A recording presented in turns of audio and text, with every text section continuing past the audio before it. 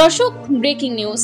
South আফ্রিকাকে কাঁদিয়ে এক match হাতে রেখেই সিরিজ জয়ী হলো বাংলাদেশ অনূর্ধ্ব 19 দল।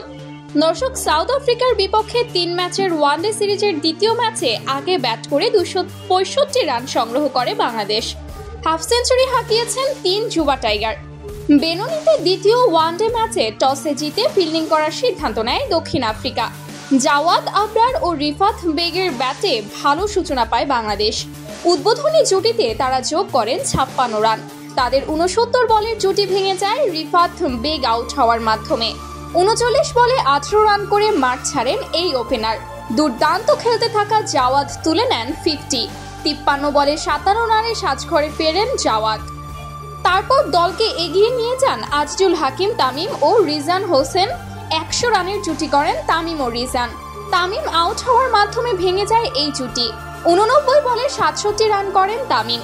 তারপর মোহাম্মদ আবদুল্লাহ বেশিক্ষণ টেকেননি, 10 রান করেই আউট হয়ে যান।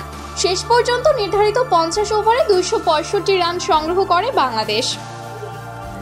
আর বাংলাদেশের 265 রানের জবাবে অর্ধশতক রান করার আগেই 4 উইকেট হারিয়ে বসে। এরপর থেকে চেপে ধরে টাইগার বোলাররা, যার ফল শেষ মুহূর্তে 161 রানেই অল আউট হয়ে গুটিয়ে যায় সাউথ আফ্রিকা। আর অন্যদিকে নতুন ইতিহাস গড়ে এক ম্যাচ হাতে রেখেই দারুণ দাপটে সিরিজ জিতে যায় বাংলাদেশ অনূর্ধ্ব 19 দল।